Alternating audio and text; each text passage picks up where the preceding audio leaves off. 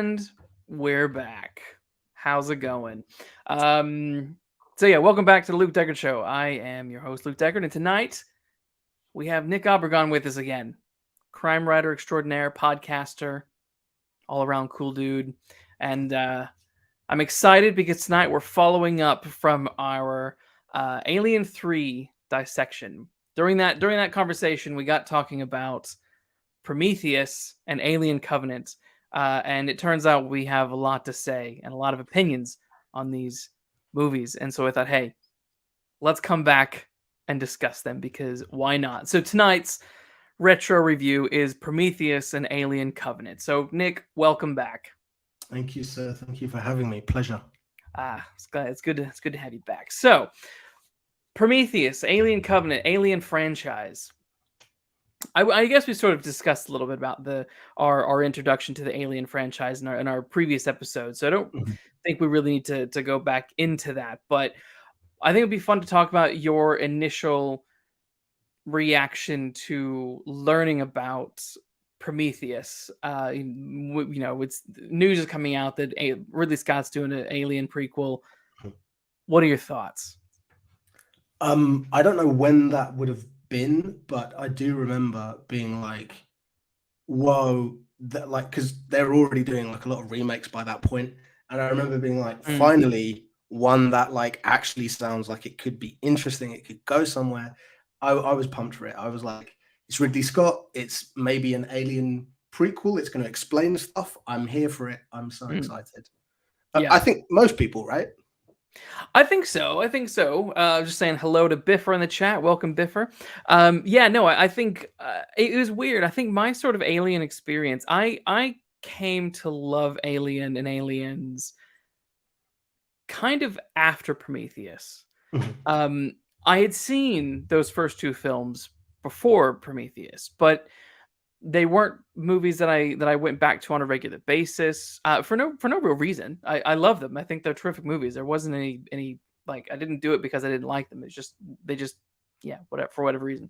And they've always been in my life in sort of a the zeitgeist sort of situation. As a kid, you're playing with Predator toys and there's Alien toys. It's always kind of there.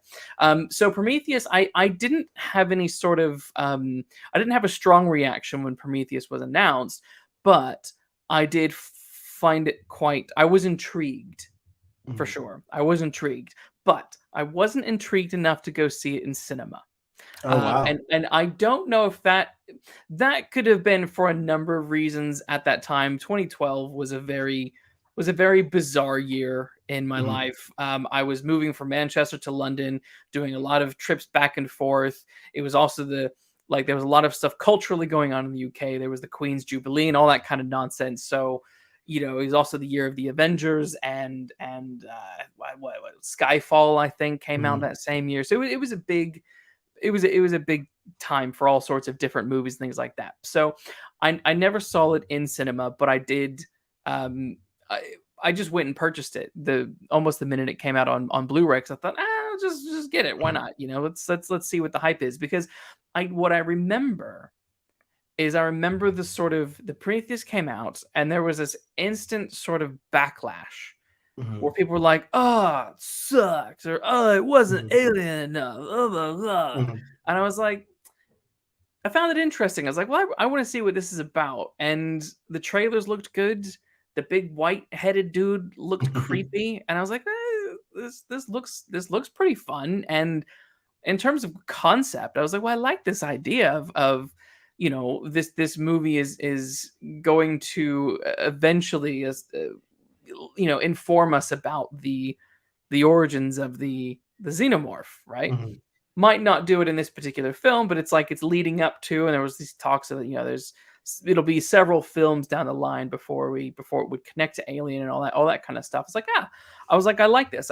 This is just a movie set in the Alien universe that isn't really going to be spending a lot of time on the alien. I was like, that sounds fun. That sounds fun to me. What did you think about that idea? So I'm not sure, because I mean, back then, you could kind of look stuff up, and there were like leaks and stuff like that was a thing. Yeah. But I don't know how sort of like pervasive it was compared to today. And so I think I went in completely sort of innocent to that, other than the fact that it's Ridley Scott and he made what he made in the past. Yeah. And this is in the world of Alien. So when I went in, I do kind of think I went with an open mind, because I really did trust him. And I mean, it's weird because in some ways that guy hasn't made a film I've liked since about the year 2000 in some ways. But in another way, his credentials are what they are. So yeah, I was sort of completely sort of willing to grasp the nettle of change. I think it would be shitty for me to say now, having defended Alien 3 for doing something different, I think it would be weird for me to be like, why did he do something different? You know? So I don't think it was so much that he was doing something different.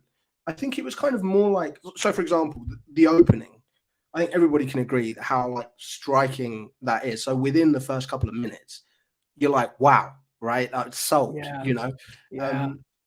I think it was less like it wasn't alien enough for me. There weren't enough aliens in it, because if we accept it's a prequel, we accept that maybe they're not around yet, right? So that's kind of, because interestingly, this was actually the first screenplay, the first draft was called Alien Genesis, which I think is interesting, because one, it's got quite a funny image of, you know, Phil Collins sort of floating around this world, but also I think it's got that kind of biblical thing kind of in there from the very title, right? So you kind of accept that maybe we're not going to be having, you know, face huggers flying around and aliens from the get-go. I think it was more the kind of, I fully believed that there was going to be just payoff, that it was going to feel good, and that it was going to be explained, even if it was still ... and there was more to come. It was going to be satisfying to me. And I think ultimately the idea that Alien is an exceptional monster movie in space that has pervaded pop culture, like you say. The very word alien, when I hear that word, I think of that image, right? I think of xenomorph. And this is big white guys who, you know, the film is about meeting your creators. I liked the film. It looked fantastic and I enjoyed the movie, but it was just the shame of it didn't reach the heights, which in some ways I don't think it ever can. I think it's unfair, because as we said last time, how are you going to reach those heights? Ever. Yeah, it's tricky. I like Barry in the chat says that he says the big bald white dude looks like Vin Diesel and Woody Harrelson had a special cuddle. I would watch that. I would watch that. Not the special cuddle, but I would watch that movie. Now that Barry has said that, I can totally see that in the face of the engineer there. It's interesting. In 1984, Ridley Scott did speak about an Alien prequel, and he's quoted as saying that an Alien sequel should certainly explain what the alien is and where it comes from. He says that will be tough because it will require dealing with other planets and worlds and civilizations and things like that.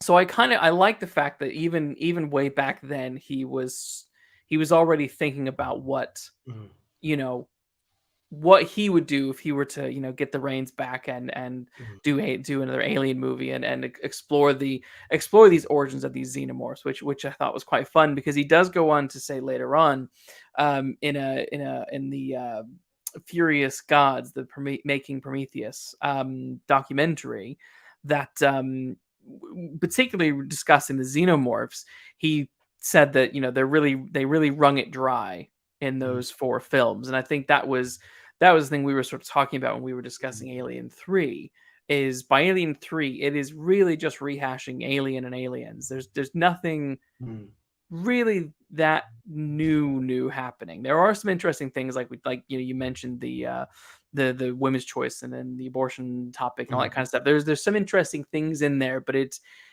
in terms of the alien and the alien being interesting, it played its number, and then, you know, you get to Alien 4 and you're just like, oh god.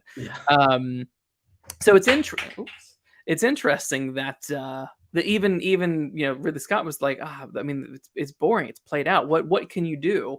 And therefore in his, you know, in his idea for, you know, when he's coming up with Prometheus, it's well, let's explore how they come into being, and that becomes the interesting, and that becomes the scary threat. And that was something I really liked. So I think what was really cool about Prometheus. So we'll just kind of walk away through the film. I think the opening, as you said, was terrific. Mm. Those opening landscape shots are wonderful, and that opening moment with the engineer, and he drinks the goop and dissolves and falls into the water. It's all quite interesting. You don't really know what's going on, but Mm. you're intrigued by what is going on. And I suppose what I've always wondered about that opening sequence, I didn't do any extra research on that particular bit, which I probably should have done, but I always wondered, what planet are they on? Earth? I'm assuming that's Earth, and I'm assuming that engineer, by doing that, is creating the building blocks for life that will come on Earth. That's how I took it, and I think Yeah. that's how a lot of people. I mean, it obviously it's filmed on Earth, right? So there's that. But I think like if you're gonna sort of suggest that it's not Earth, you need a placeholder, you need a title, Yeah. you need to give the audience something, Yeah. or you make it obviously an alien planet. And I think Yeah. that moment where effectively, without any words, Ridley Scott has started life itself just with Yeah. images. Yes. And like you say, if it's originally called Alien Genesis, and the word Genesis is in the title, Yes. I mean that opening's perfect, really. It is, and I do like that. What it echoes the theme that David mentions much later on in the film, and that is, to create, you need to destroy. Mm. And that's clearly what they've done. That individual, that engineer, destroyed himself or itself, whatever, and in the process created humanity, created life on Earth. So I love that. That intro was gripping as hell. So fascinating. And then what's also really nice is I think that when we get to the ship of Prometheus and everyone's waking up, there is a wonderful sense of familiarity. Mm. It does hark back to Alien, but in a way that doesn't feel ham-fisted, right? And it's not winking to the audience every 5 seconds. It's just like, this is the world, this is how they travel, this is what they do, and this has been established for however many years. This is how they travel. And I think Ridley Scott does really well in Alien and in Prometheus with these opening shots, of everyone waking up and us being introduced to the crew. And one of the big takeaways I had this time around was that it's a Christmas movie. Prometheus is the Christmas movie, everybody. It takes place during Christmas. It's all about a special birth, and it's some old men coming together to, Yeah. It's wonderful. I think it's great. So yeah, so I love that. I like the way he sort of took from Alien and made it feel good and authentic, I think. Which by the time we get to Alien Covenant, Mm. that authenticity begins to wane quite a Yeah. bit. But yeah, no. So I think I really liked his general setup with what he was doing with Prometheus. I suppose, what did you think of the character of Vickers? I think sort of as, and by the way, my neighbours, the family downstairs is like going through a breakup or something. So if you hear strange banging, or maybe they're arguing about Prometheus, I don't know. Amazing. But, because I think other than David, who is, I think we can kind of agree, most people can agree, like the kind of the most interesting character out of these prequels I mean, obviously gets the most screen time anyway, so it's kind of on purpose. Yeah. But the crew in general, I think they fall flat compared to the original crew in so many ways. And Vickers, I kind of think is, when you look at her, when you look at some of the talk online, the questions are like as interesting as like, is she a robot? It's like, okay, so this is what we're working with. The crew this time for me just doesn't work. I think it's a hard act to follow when you've got people like Sigourney Weaver, Yaphet Kotto, and so on and so forth. I mean, Yeah. to this day, people, when they talk about truckers in space, I think a lot of why Alien is great, putting the alien to one side, is because of that kind of not just camaraderie between the crew, but also there's class struggle in there. Some are officers, some are not. Yeah. They bicker, they joke. It feels real, and so here, I agree with what you say. Actually, the way it's opened and presented is actually really nice, and it kind of walks that line quite nicely between not just doing fan service, right, but grounding it in a world where you can imagine this is however many years before Alien. When Vickers starts kind of talking, that's kind of where my problems begin. I think ultimately, some people like strawberry ice cream, some people like chocolate ice cream, right? So we can say, like or dislike, but I think it's more just her and a lot of the characters. I just don't give a shit. Like, she just doesn't make me care about, like, oh, your daddy is mean to you. Make me care, and that, whether that's how it's written or whether that's how much kind of breathing room that gets, I don't know. But it just didn't compel me, basically. I think her and actually several of the crew, the scientists and stuff. Some of the more peripheral ones, Idris Elba's accent was all over the place in this movie. But some of those pilots, they have a few nice moments and they kind of feel like real guys who work together. But generally, the crew for me was kind of one of the downsides, which was a shame because that was such a strong point to the original, and so he can really pull that off. Yes, yeah, I totally agree. I think I was, because like I said, before we went live, I was saying that I watched both Prometheus and Alien Covenant this last week in kind of preparation for this, and there was a real sense of sort of.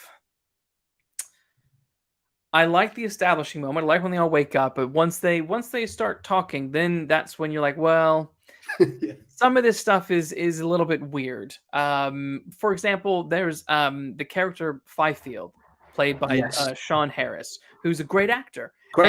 His character visually is interesting. The way he's talking is interesting. What he's saying is interesting, but I don't get it. Yeah. So his opening line when what's the other guy? Milburn, I think his name is, who comes and sits. Isn't he? Comes and sits with him, and Fifield's like, "I'm not here to make friends. I'm here for money." Need friends. And I'm like, but why not? Like, I get that, but what do you mean you're here for money? Like, surely everyone on this ship is here for money. Right. Everyone here is doing a job. So what is it about you that you're here more for money than anyone else? Like, why are you different? Right.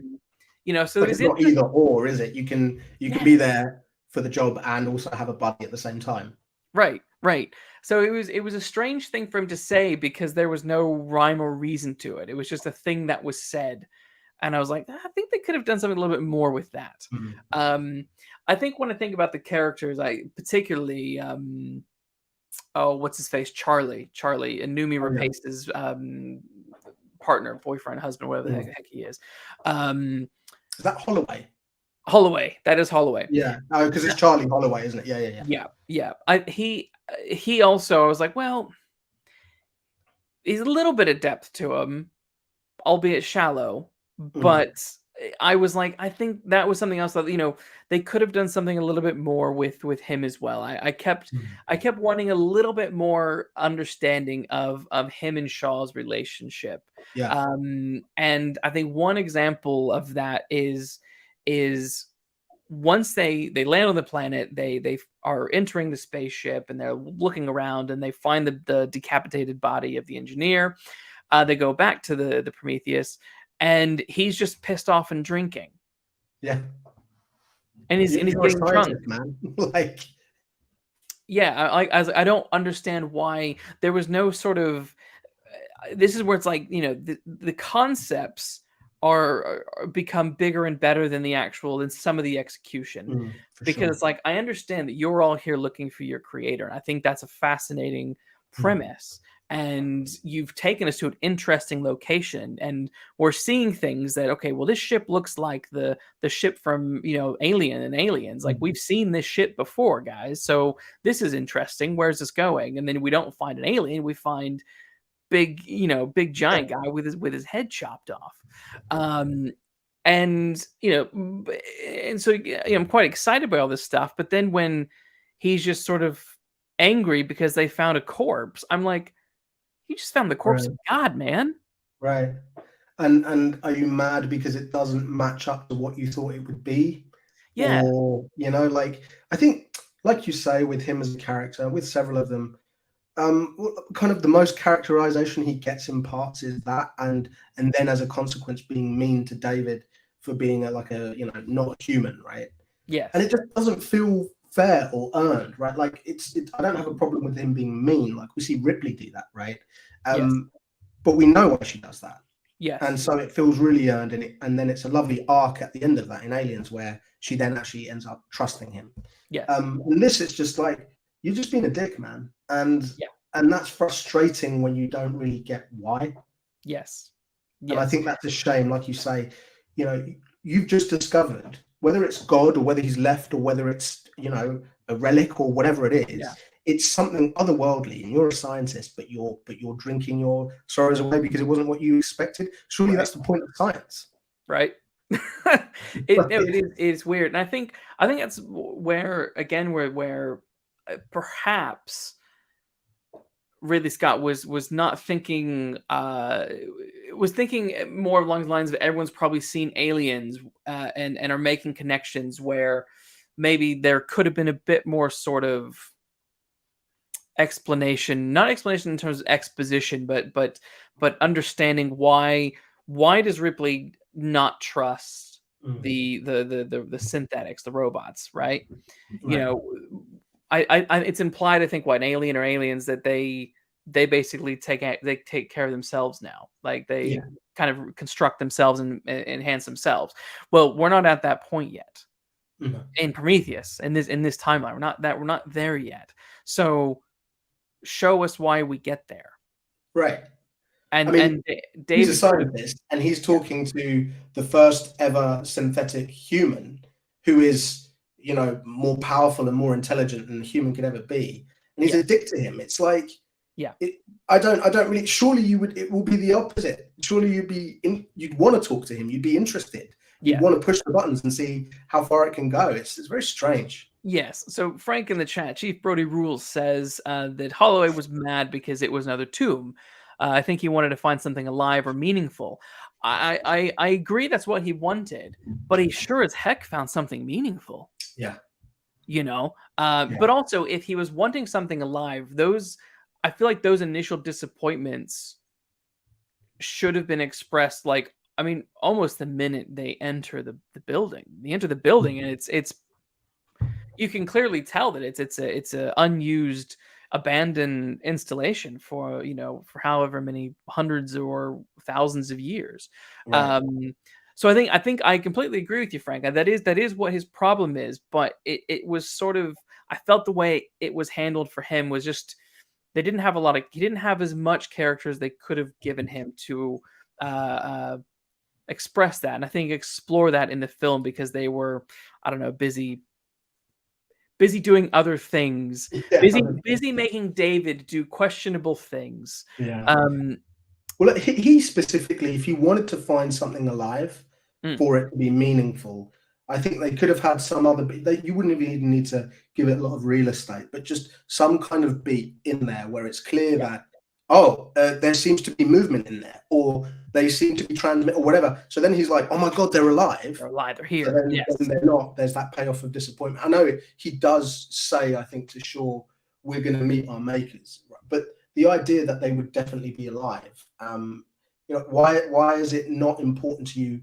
If I'm holding the head of God, whether he's alive or dead, it's still significant, and I'm still excited as a scientist, right? Right. Absolutely.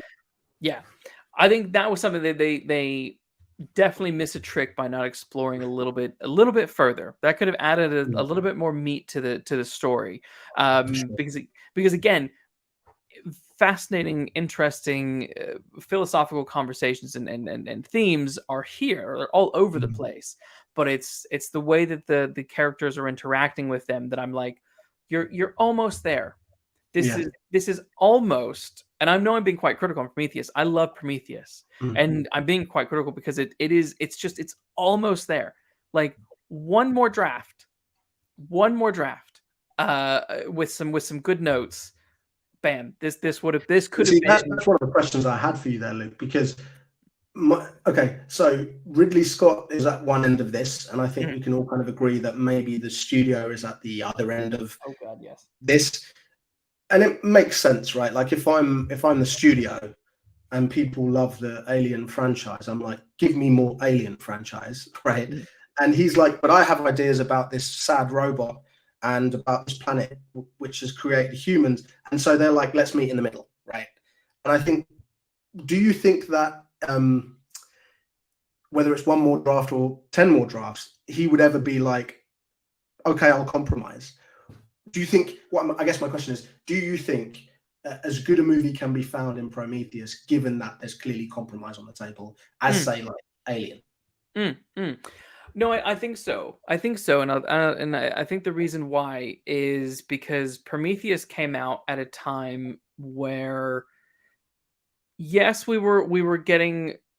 It was kind of the beginning of a lot of sequels and prequels, but it was still at a time where there was still a little bit more originality in filmmaking. It was the dying end of originality in filmmaking. Marvel was just beginning to enter its peak with Avengers. Like I said, Skyfall was coming out. There was a lot of interesting things out there that were not so hell-bent on just things not so much member berries. You had the worst you had at the time was when did Star Wars come out? 2015?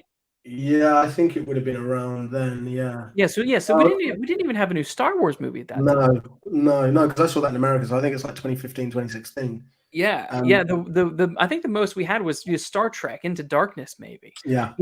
And everyone hated Into Darkness because it was nothing but crappy member berries. Yeah. Totally. And Star Trek 09. Star Trek 09 is a little, I'll cut some slack on that one, but Into Darkness was that first like, oh, I've seen all this before. Why am so no, I think that, well, I do think yes, there would have been studio compromises. I think what I mean by kind of redrafting, another draft would have been just adding more depth to some of these scenes, adding a bit more characterization throughout the whole thing, to emphasize the impact and their reactions, I think. And give people a bit more depth, because I really like, on a surface level, I really like Idris Elba, his character Janek. I think he's a cool pilot. I like what he does. I like how he acts. But he quite reminiscent to Dallas, I think, in a lot of ways, right? Say again. He's quite sort of. He reminded me a lot of Dallas in a lot of ways. They've got that kind of similar, like, yes, I just work here, man. Yes. I just want to pop to the questions here. Frank says, does the extended version answer any of your issues? I missed the first part of this discussion, and there are quite a few deleted scenes. I didn't even know there was an extended version. Did you? Well, interestingly, on Chief Brody's point, and Chief Brody does indeed rule, so that's a great username. There's a scene that I wanted to ask you about, which is one of these deleted scenes. Where it replaces, or it was the kind of original version, when they go into the kind of inner sanctum and they wake up, their creator, essentially. Right. And I fully agree that, the idea of a film saying, imagine meeting your creator and then not being happy with what you find, is an interesting, like, I'm sold, in the way that I think he does that exceptionally well in Blade Runner, right? So, yes. But I think that, but in the original version, which I'm not sure if they ever filmed, there are like 3D renderings of it, I think. But basically, it's the same scene. The outcome is still the same, which is the big kind of engineer god guy gets pissed off and he kills them. He rips the head off David and he smashes it across Wayland's face, which, by the way, I know everybody says it, but the makeup of that, what are you doing? Like, why does it look that trash? It's so weird when everything else looks good. Let's talk about Wayland after this. We'll get to Wayland. But in that original version, what happens is that essentially the engineer talks a lot more. He says, or it says a lot more, and he says something to the effect of, when Wayland says, "I want to live longer, and I want you to help me to be immortal." He says something to the effect of, "But you people, or you creatures, are not worthy of that. We already sent down a messenger or an emissary, a long time ago, and you killed him as well, right?" Oh shoot! So I was like, Jesus. Yeah, so you can, I can kind of see why he would.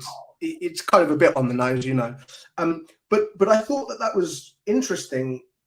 I mean, I would have cut that too, but I also do think it's interesting that Ridley Scott is kind of saying, what if God is not, in the skies, but he's actually in space, and he's just a more advanced race of aliens, and then that race of aliens is pissed off with us and doesn't want us to find them, So I thought that was kind of interesting, because that being one of the main complaints about this movie, that there are a lot of kind of questions kind of thrown at the wall, and a lot of them don't get answered.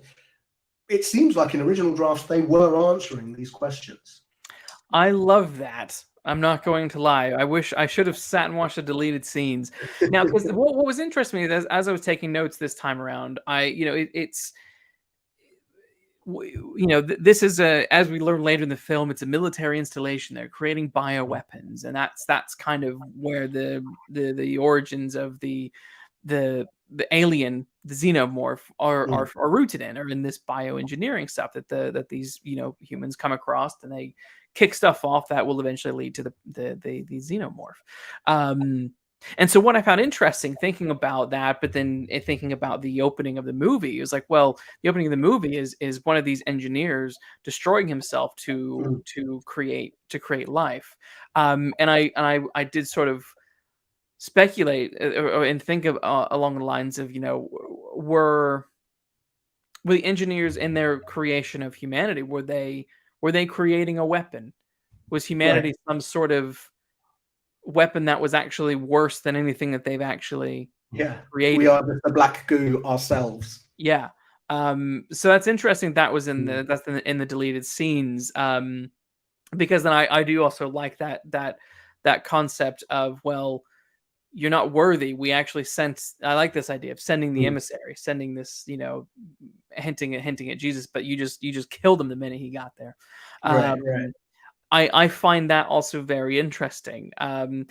There's a part of me that's like, I wish that was still in there, but there's another part of me that's I'm glad it's not in there, because what I do feel Prometheus does is it sets up these interesting questions. We learn enough, I think, in the film, and that is these people, this race, alien race of giant humanoid individuals, they are our creator. We come from them, right? We also know that for some reason they wanted to destroy humanity, and we don't know why, but we know that they were going to do that, so they averted that. And I love the idea of Shaw and David setting off into deep space to go get those answers. I was so pumped for that sequel. Yeah. I wanted, and if that bit of information came out in this sequel that we never got, I would love that even more. That's great. You could have done something really, really fun with that idea, I think. So it's a shame that, and I think those are the answers that we were all looking for, right? In a very sort of meta sense, that we are looking for, we're always asking, why are we here? Where do we come from? What is the purpose of life and existence, right? We're always sort of, those questions are always at the front of people's minds. And it was at the front of this film, and we didn't get those answers. And it's frustrating and disappointing when we don't get those answers. But I do think the film lands on a kind of another sort of central theme, and that is faith in what you choose to believe. Shaw is her main thing. She's like, well, this is what I choose to believe. When David's like, well, I guess it kind of sucks because you found out your God ain't real. Right, and she's like, I've never said that. Yeah. And he's like, what? And Joe, no, this is what I choose to believe. And so there's so much interesting back and forth between science and religion and belief and faith and stuff that's happening in this movie, which is why I've always loved it so much. I think the interesting thing, so because this kind of touches on your point about going back to if Ridley and the writers, which I think is Damon Lindelof and John Spates, if they'd had another draft, or they could have sort of reached a higher point than they did. I think ultimately what you've just described there, if that film, maybe not even directed by Ridley Scott, just existed in a vacuum, I think we could all be like, that conversation untethered from the alien itself. I think we could all be like, I love that film, I'm into it. I think it's unfair in a way, because the things that hold it back aren't even in this movie, they're in another movie. Yep. And I think that's a difficult one to get around, because it's almost like, if I'm coming to a movie with expectations from another movie, yes, that's different to just like, okay, I want this to be sci-fi, I want it to be action, and then there's not enough action in it, or whatever it might be, right? I mean, I think from watching the making of, there's a part where I think it's John Spates says that when he's called to Ridley Scott's production company, and they're just kind of talking over, maybe making an Alien prequel and stuff, Ridley Scott explicitly says to him, I'm interested in who the guy in the chair is, right? If I'm making a prequel, I want to go to that. So, obviously you're a writer, you're like, okay, you're interested, let's talk about that, right? So he says, he starts riffing, right? He starts saying, well, they look silly because they're all elephantine and they're aliens and they're going to be from another planet and they're speaking another language. But so it's not relatable, right? Because now we're just talking about Xenu from the planet Zog, right? Right. But if they are humans, if they are actually originally humans, well, then they are relatable. So I wonder if it's almost like a part of me thinks that Ridley just heard that and let's make a whole movie about what you just said, right?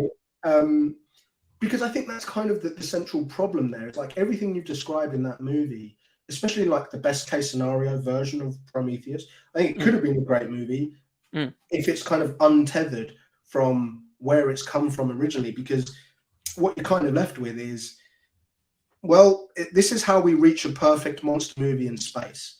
Yeah. But the way we reach that is by having conversations about who are we, where do we come from? And these are questions which, it's not that Alien doesn't ask big questions. It is not concerned with asking questions. It's like the Alien, it just is.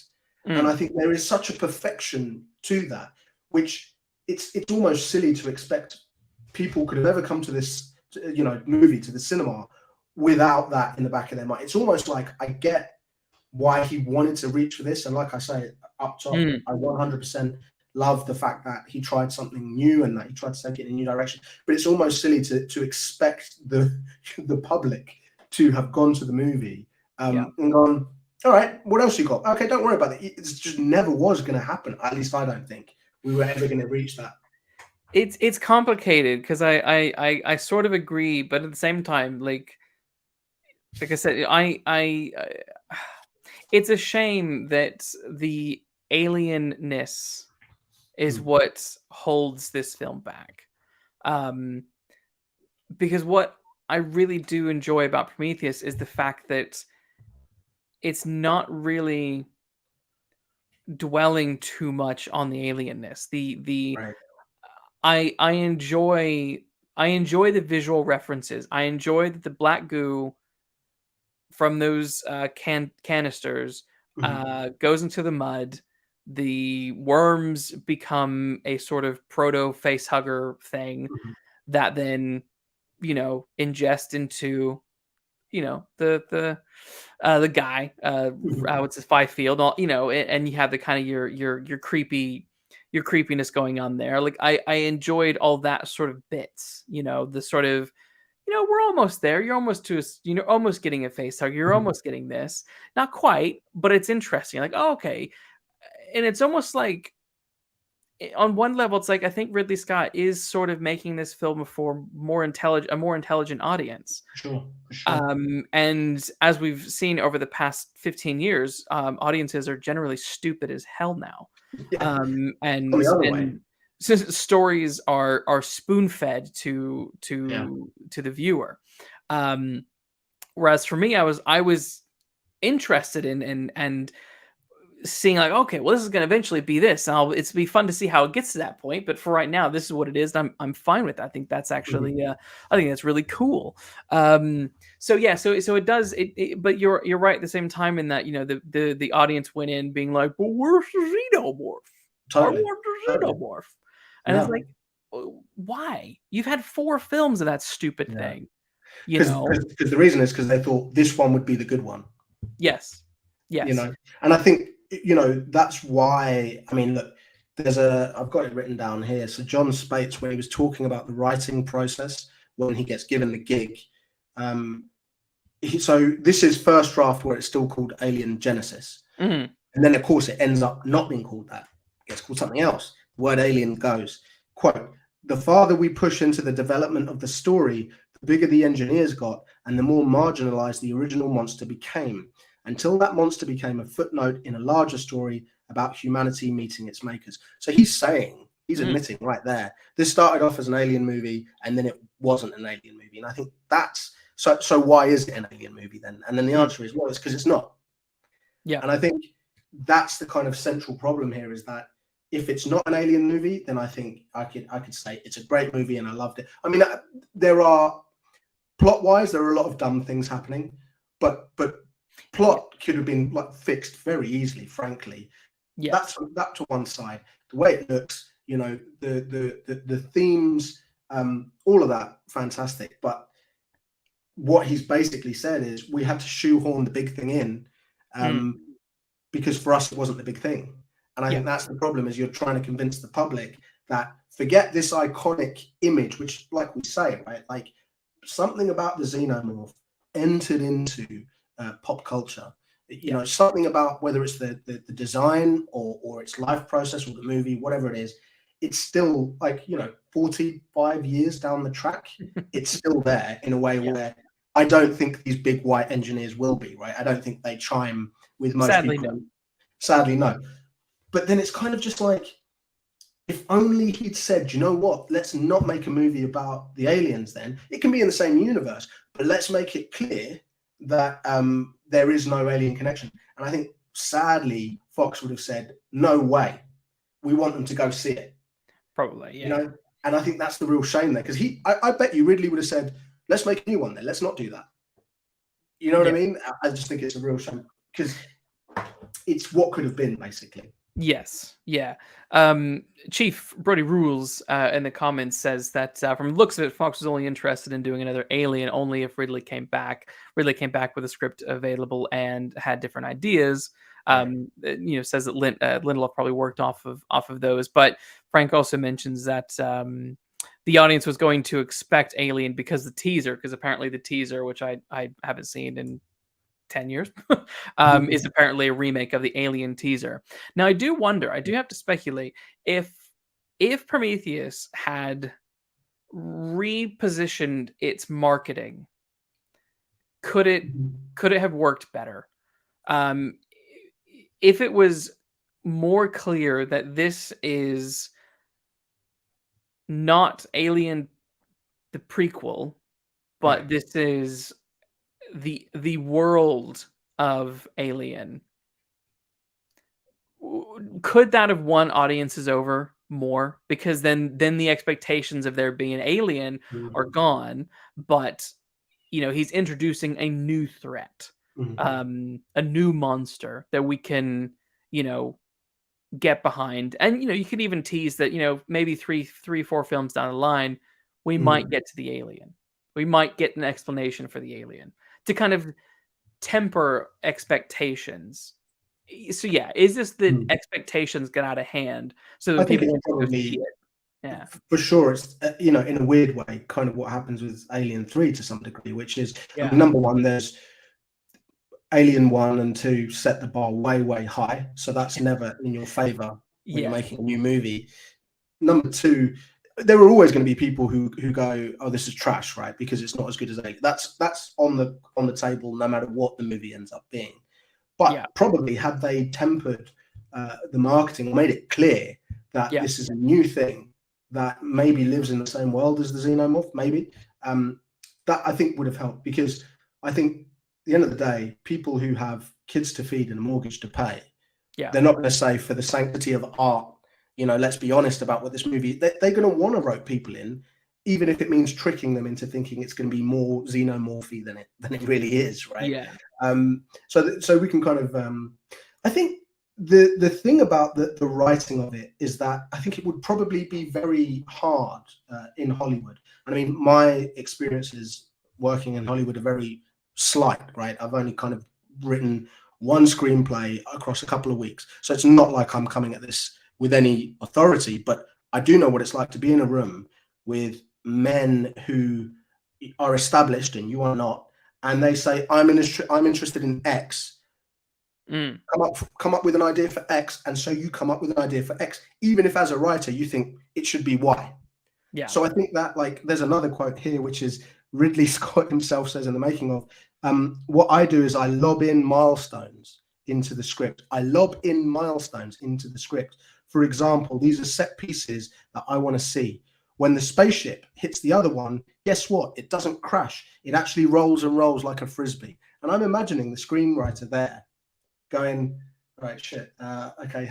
And so I think probably from before it's even shot, I think it would have been really hard to write a story with God here coming up with ideas and then trying to do your own thing. So in a way, maybe had Ridley Scott just not written it in the way that he doesn't write Alien and just shot the thing, in a way, it might have been a better movie. Maybe that's sacrilege. I don't know what you think about that. Maybe. Yeah, I mean, it's possible. Frank in the chat says, to answer your question, I don't think so. Honestly, I think he's referring to the expectation question that we're discussing.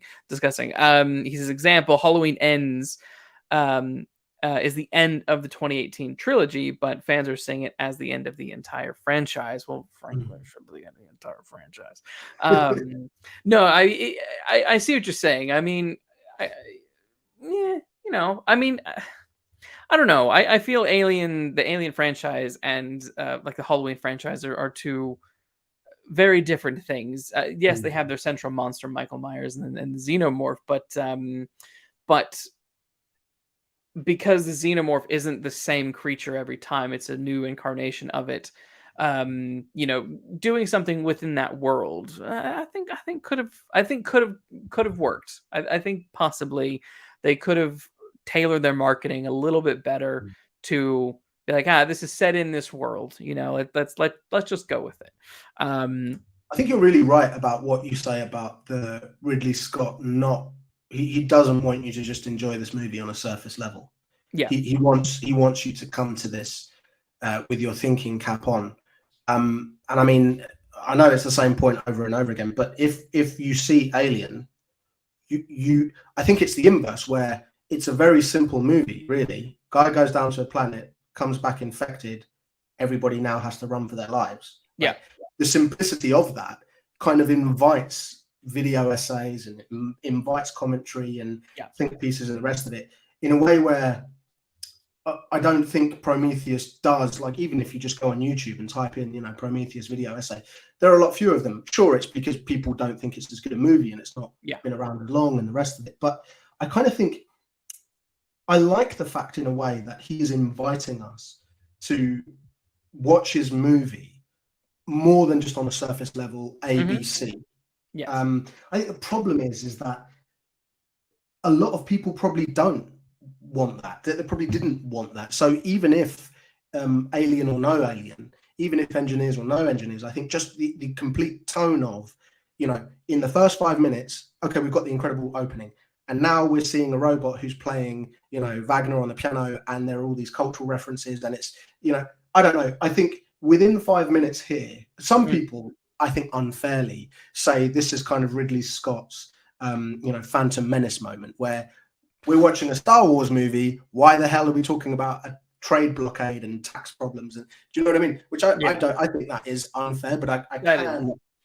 You can't talk around the fact that some people want to go to the movies on a Friday night, see the scary thing, kill a bunch of people. And is Alien just the perfect exemplar of that? And therefore, this Prometheus is not doing that on any level. I mean, it's scary. There are scary bits, but that's not what Prometheus is there to do, right? Yeah. It's true. It's true. Frank also mentions in the chat, he goes, it's possible the advertising Prometheus was going to be more original, but I'm sure Fox felt more comfortable advertising it as an Alien movie. I agree. And he caps off with saying 120, 130 million movie. Fox probably wanted to make sure their investment pays off. Again, I agree. I don't disagree. But I just think that, I guess what I'm saying is let's think about it. Let's go back to the drawing board. Let's say we're pre-Prometheus even in production. Let's just let's rethink how we approach this film and approach the marketing, to kind of pivot it away from fan expectation. This is going to be an alien movie, and this is just going to be a monster, a different sort of monster movie, possibly. Because nowadays, obviously, Ridley Scott is known for admitting his supposed mistakes with Prometheus. He now thinks, or at least claims to, that what he did with Prometheus, not fulfilling fan expectation, was a mistake, and it kind of bums me out to hear him say that, because I disagree. He was obviously he's quoted as saying something along the lines of how he thought the xenomorph was done and dusted, and that there was nothing more you could get from that, and thought let's do something different and I guess original to some degree. And the fan reaction was it is what it is. People got pissed off, I guess. I think after 43 years or whatever it is, you and I are writers. I'm sure a lot of the people who follow you are sort of creatively inclined.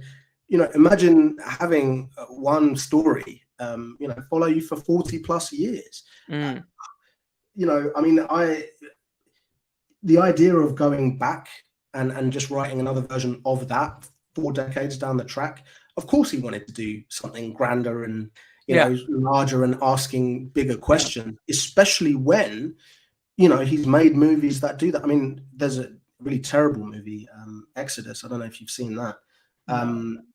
See it on a plane if you ever do, because I find pissing yourself off with a bad movie on a plane actually does make it go quicker. It's and I'm sure he'll survive me saying this.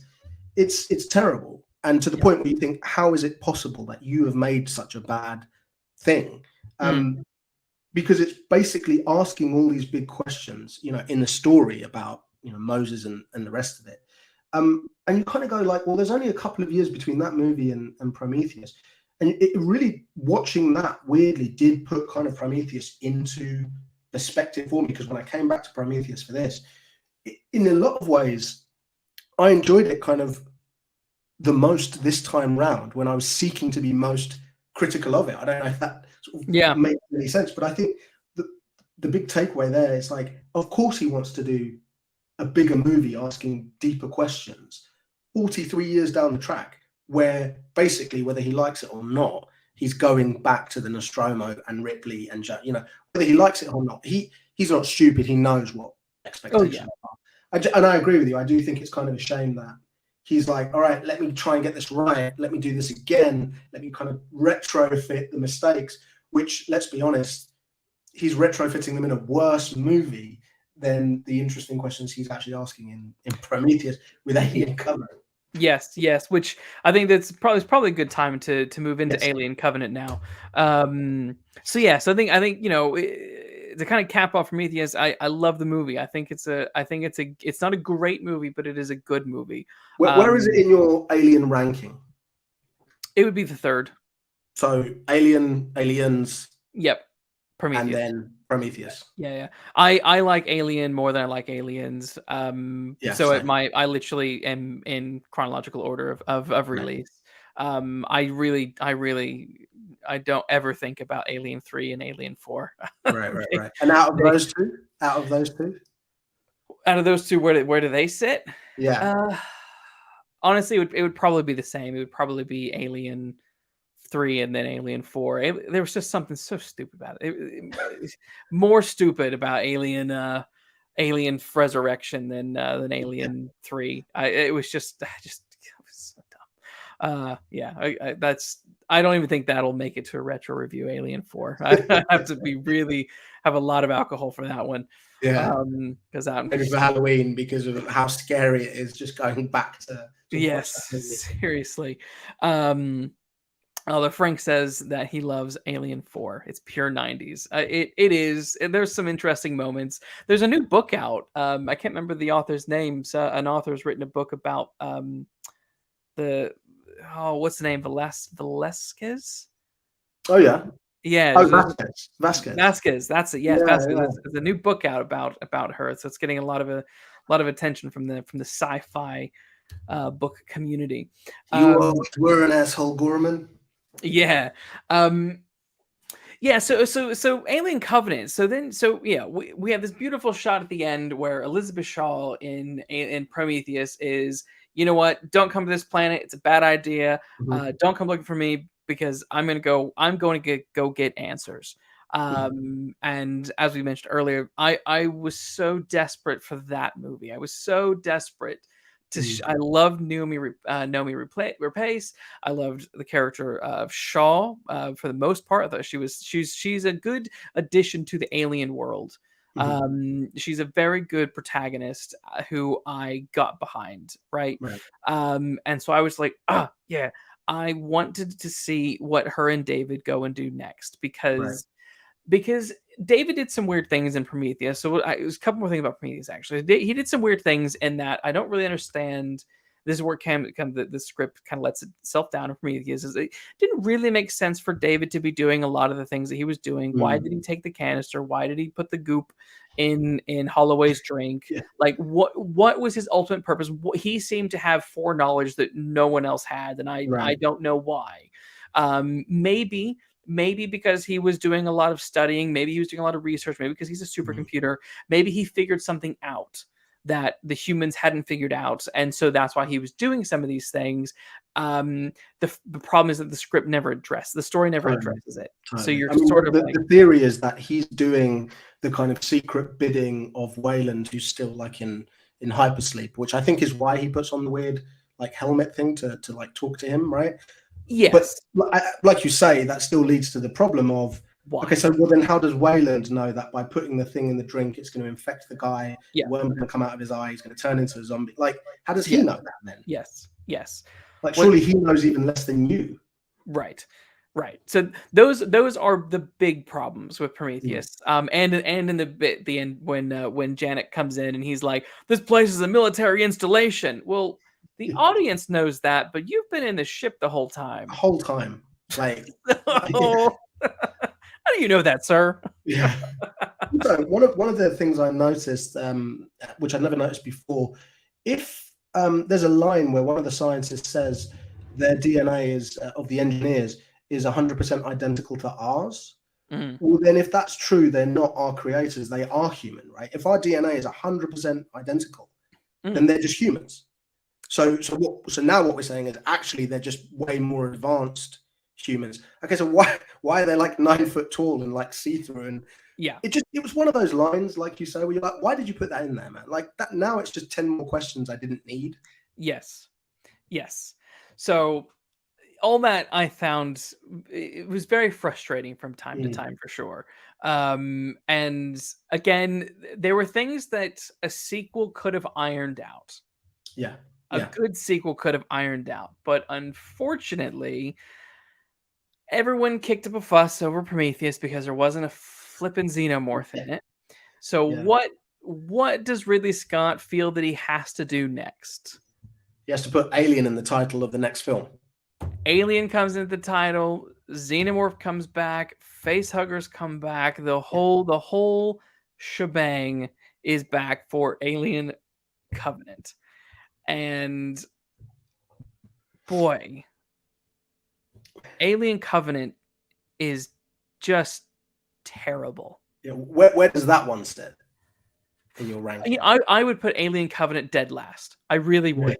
I really would, because even though Alien 3 and Alien Resurrection are silly and bad for various reasons, um, Alien Covenant is just so unoriginal, Mm. so pathetic, full of nothing but stupid, idiotic characters who just nothing that they do is intelligent. Nothing. Right, They right, probably don't even like wipe their asses accurately. right, Like right. everything that everyone is doing. I wrote it down in my notes. I said this movie is it's stupid people doing stupid things. Yeah, in It's two space. hours of Yeah, that. yeah. Um, and it's ridiculous. Oh, one to the in the chat, Frank is saying Alien versus Predator is dead last. No, I would. You can have a good time with those movies. Yes, I would You watch view them Alien drunk. versus Predator movies 1 and 2 Yeah. before I ever go back to watching Alien Covenant again. I've seen Alien Covenant twice. Once in the cinema and once this last weekend when I was watching it for this show. I never want to see it again. Um, Did you enjoy it more in the cinema where it's kind of like hitting you first time nope, than you did this time? nope. Just saying. Yeah, no, same. It was surprising because there are times where like I've seen a movie in the cinema where like I didn't, I think like it's weird. Like some movies I've seen the first time and I really didn't like them in the cinema. See them the second time, and it's like, it's not too bad. Or you see in the Mm. cinema and you're like, like I remember really liking to some degree. Not really seems extreme, but I enjoyed for the most part Rogue One when I saw it in the cinema. Right, right. Then I saw it after the cinema, and Yeah. I was like, oh wait a minute. Was I just caught up in all the fans cheering and clapping Right, during the right. movie? I think maybe I was. Yeah. I think maybe I was. So yeah, but Covenant, Alien Covenant is one where I was annoyed in the cinema and I was annoyed on my couch Yeah. watching it both times. Yeah, I mean, I think what's disappointing is after Prometheus came out, Ridley Scott then started to say, "Yep, there's definitely a sequel. I'm going to do a sequel. We're probably, I think he was saying like 3 to 4 films away from connecting to Alien." That he's sort of said he always thought that the alien was a. This is a quote from Ridley Scott saying he always thought the alien was a kind of piece of bacterial warfare. And I always thought that the original ship, which he called the Croissant, was a battleship holding these bio creatures and that were all about destruction, right? And so he was apparently in the process of trying to do a legitimate sequel to Prometheus. He really wanted to carry Mm. on with what was set up in there, because and this was just a couple of years after Prometheus, but obviously by the time it's going to happen, the backlash is so intense that he's forced to, he's backed into a corner, considers what he's done a mistake by not having the xenomorph, and here we go. We're going right back into Alien territory, and it makes the Alien franchise feel like the Terminator franchise, in which it's the Okay. same shit every time, Yeah. and it's boring. Sorry, I'm rambling. Give me your No, thoughts no. on Alien Covenant. You're sort of, what did you think then when it was marketing and coming out, and you're basically seeing Prometheus being washed away Yeah. for more Alien? I mean, I think by that point, I think I didn't trust him anymore. I think I'd lost. Mm. I think I'd seen too many shitty movies by him, which Yeah. pre the year 2000, and I mean, I'm not saying it's a hit every time, but pre the year 2000, it's sort of after Gladiator-ish. Yeah. Just like stonking movies, one after the other, favorites. How do you make Blade Runner and then go on to do, Exodus as an example? So I think I'd kind of lost my. Basically, I think I went into the cinema kind of walking on eggshells because I thought, is he now just going to like make a flat out sequel to what he's done in Prometheus?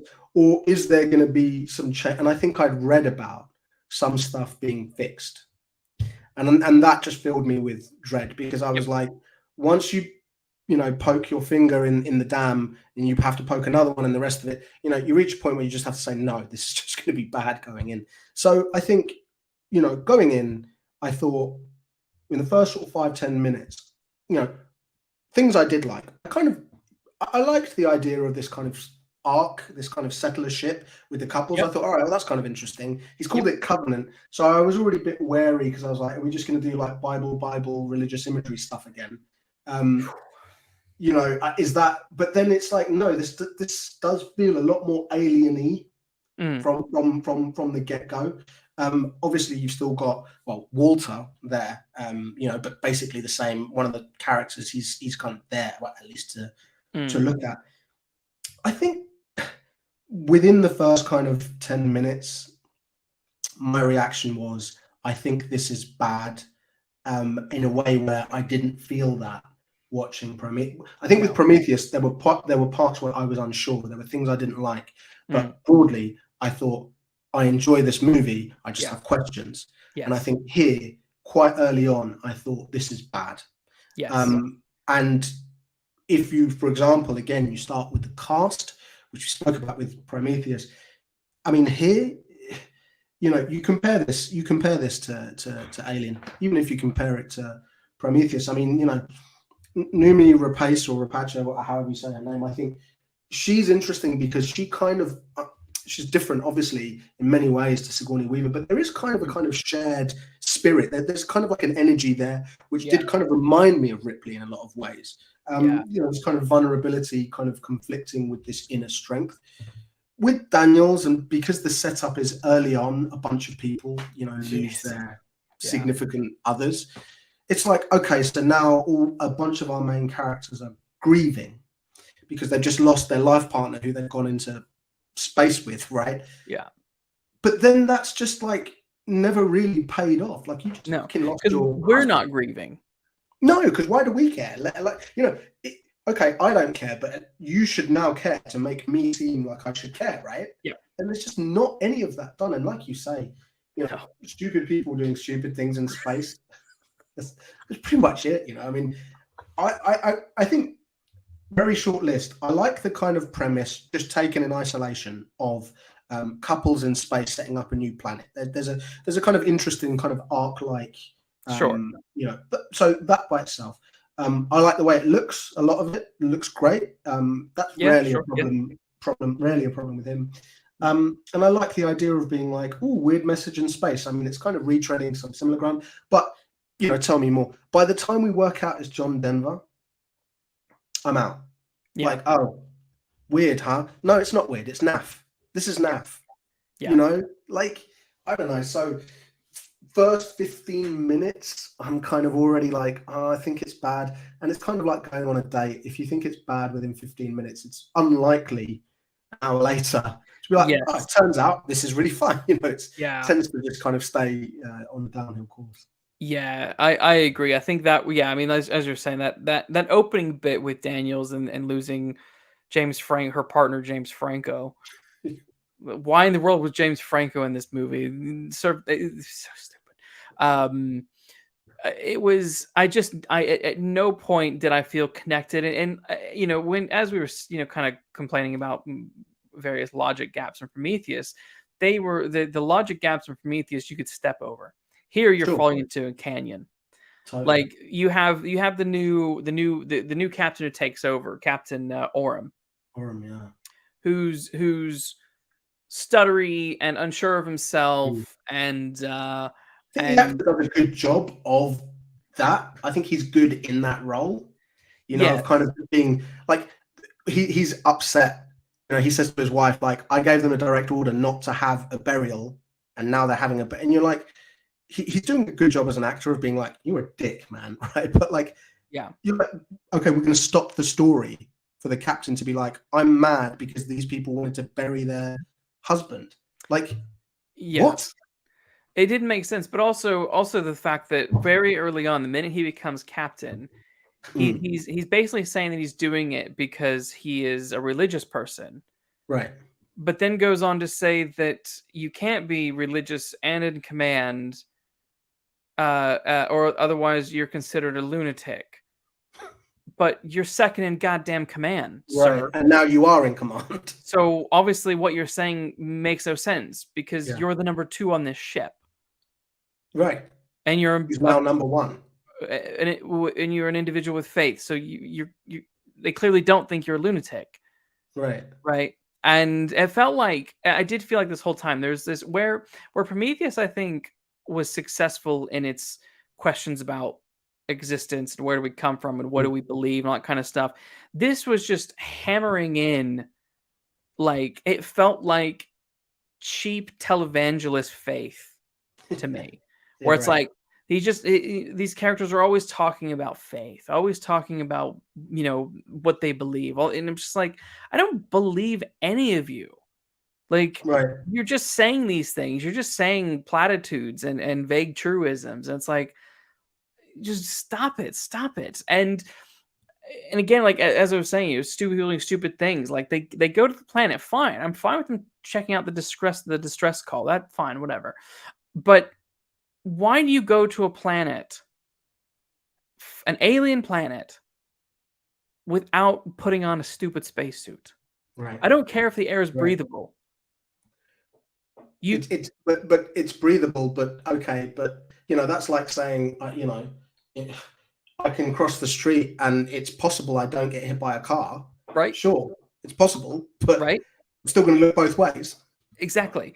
So, when the minute they walk out of the ship and I'm like, put on a suit. And this is in the cinema. Yeah. In the cinema, I'm like, why are they not wearing suits? Right. Prometheus, they were all wearing suits. And there was a moment, there was danger and concern when they were like, when Holloway took off his helmet. Right. And, and obviously that was the film's way of saying it's fine. We're not going to have these people wearing helmets the whole time. Right. Fine. I'm fine with that. But like, at least set up why we should believe it, that it's fine. They're just going, oh, air's fine, we're good. Well, okay, obviously it's not, because little shit goes in your spores go in your ear and nose, and which then sets up the next series of questions where I'm like, wait a minute, the Prometheus had the protopods. They had the canisters that were basically the pods. Now the alien, the chest burst stuff is just coming from spores that go inside your nose and ear. Well, I think as well, one of the main strengths about the original Alien movies, and pretty much all of the ones that follow it, are how simple the biology of this creature is. Yeah. We all understand, even if you're just like a casual viewer, you've maybe never seen them, you probably know that there's like a face hugger thing and there's an egg and then and it comes out of your body. We kind of all get that, right? And so that simplicity is what scares the shit out of people in 1979 and kind of always remains creepy in this movie. So if you drink it at the beginning of Prometheus, you disintegrate. By this point, if you inhale it either in your ear or by breathing it in, it kind of pops out of your body. But then by the time they get to the Pompeii bit where everybody's, but if it drops on you like a bomb, you get petrified and kind of like, so it's just like, why are there all these different ways of one thing happening? Because then the question is it the same thing or are they different things happening? Is this creature X or is it Y? Why are you hitting me with all these questions and then not answering them? Yes, because it's clearly. I mean, I guess the setup is that the alien sort of I guess comes about through its hibernation or whatever in the human body, because I guess Shaw gets impregnated sort of with it, and then that beast that comes out of her is a sort of proto face hugger that once it goes into the engineer becomes the proto alien. Right. And then I guess there's all this stupid explanation for when we find out that David is on this planet, that he's been doing all these experiments. But again, my problem with that is it's like, okay, so David's responsible for creating the alien? I think, Really? you know, when you start reading in, you know, even if you just Google that, you very quickly get into the weeds of people being like, well, in the deleted scene in the making of, you know, it's like, I shouldn't have to like, you know, Yeah, get the no, Spark no. Notes to understand why any of this has happened. And like, you know, even just like taken on face value, the idea, the opening idea in Prometheus of if you create me, but I am superior to you, why am I subservient to you? Right? That's interesting. Why should I be a slave when I should be your master by rights? I Yeah, like the idea of David saying, I'm not going to be anybody's slave. You know, I am going to be God. That's interesting. The idea of a robot hating, you know, humans so much that he's not just going to destroy a human, he's going to destroy the creators of the humans too. yeah, Okay, that's interesting. But the way this is done here, it just sort of feels incidental. And yeah. to me, it's kind of like, was that really the movie you wanted to shoot? Was that Prometheus 2 No. really there in a nutshell that you wanted to get into, but you ended up having to just do, you know, people getting killed by aliens again because that's what you thought you had to do? I don't know. Mm. I don't think so. And the reason I don't think so is because David doesn't make sense. Right. His where he goes from Prometheus to Covenant and his betrayal of Shaw doesn't make sense. No. Murdering Shaw.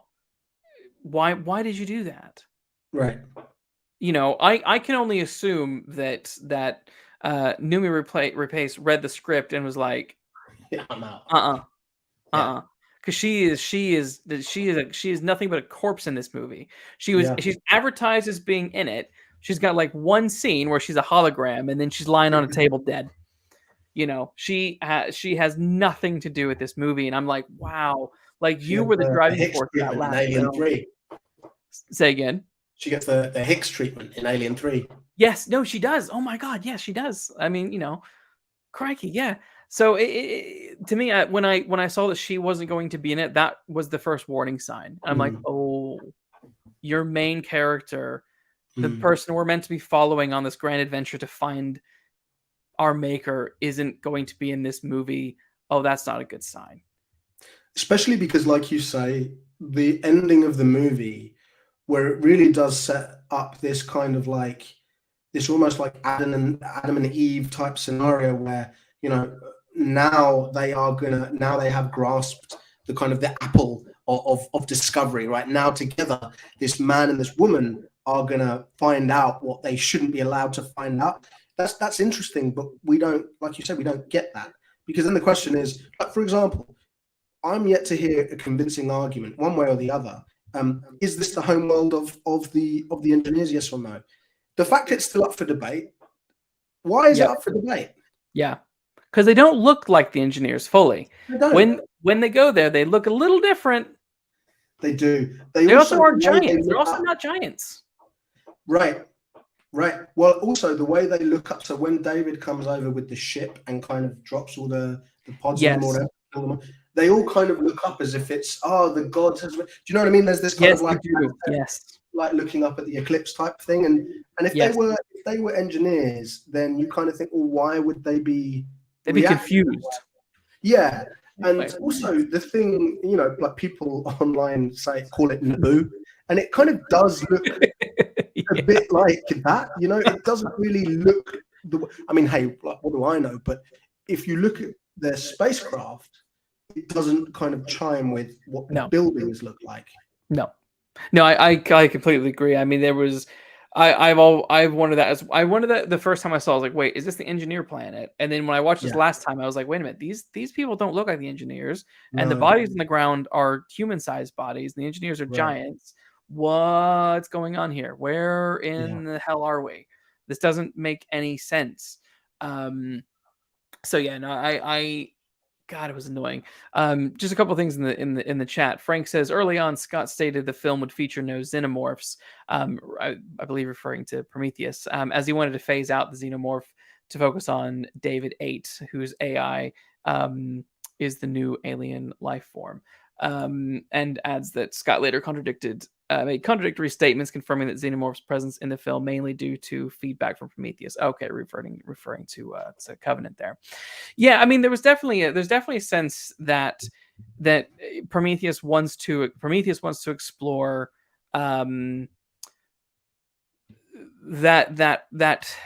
problem of creator and created, and that tension there.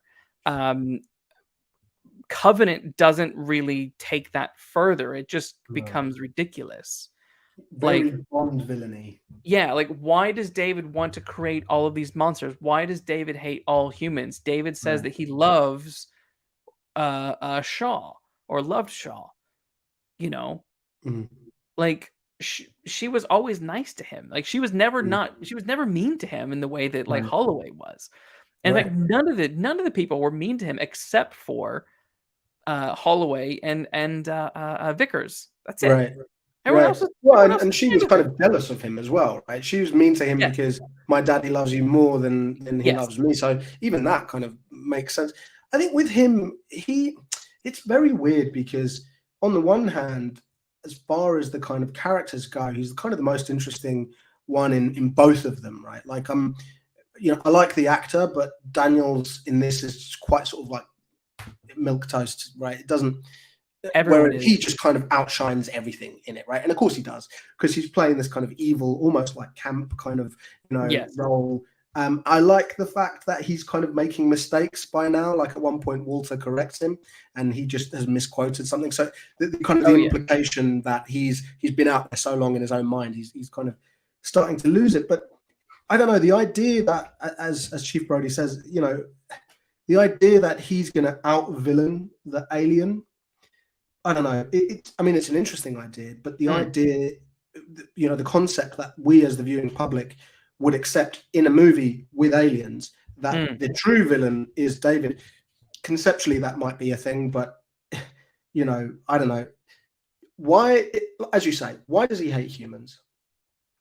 Answer me that, and then once you've answered that, now we can get into why is he making these aliens? And if the answer is he wants to destroy humans and he wants to destroy the creators of humans, okay, maybe that's interesting, but give me a good reason. And if the reason is just I'm mad I exist, then you just sound like an emo teenager, like and that for me, like, is he a kind of cosmic John Hammond where he starts creating and then the thing gets out of control? That might have been interesting. Is he doing this on purpose? Is he seems to be exploring. He seems to be working it out. There are all these kind of like prototypes and these like, like those Victorian butterfly frames and stuff like that. Yes. So when these people turn up on the planet, he kind of seems to know that they're coming because I guess he's setting out the. But they never ever seem to question him, other than like, can I get radio signal here? Yeah. Like, no one's like, hey, dude, why are all those dead bodies outside? Exactly. It didn't make any sense. It was really like, I remember one of my notes was when the Captain Orman goes off with him after the kind of him, I don't know, trying to communicate with the xenomorph that's suddenly standing upright and look. It was just, like, why did Orman trust him? There's no reason for Orman to trust him. None. Right. In fact, he should be definitely not trusting him right now and should probably just shoot him in the face. Totally. Like, doesn't he even say, like, smell this, or he puts something up to his face or something like that? Like, yes. Even if my friend was like, smell this, my first reaction was like, whoa, what is this, man? Exactly. It was so silly. Chief Brody adds that he goes, in reference to the goo, he says, I would assume it works on humans differently because we are technically born from it. When the engineer drank it from the DNA becomes us. Technically, there is that line that says their DNA is identical to ours, though. Yes, yeah, that is what they say. Yeah. I mean, but again, why do they say that? Like, I'm fine for them to be genetically different. I'm fine. Yeah, it makes sense for things to be similar but not identical. That would have made sense for me. But I think what doesn't make sense is what doesn't make sense for me is the way in which after Prometheus, the black goo makes no sense. And that is, it doesn't make sense for it to,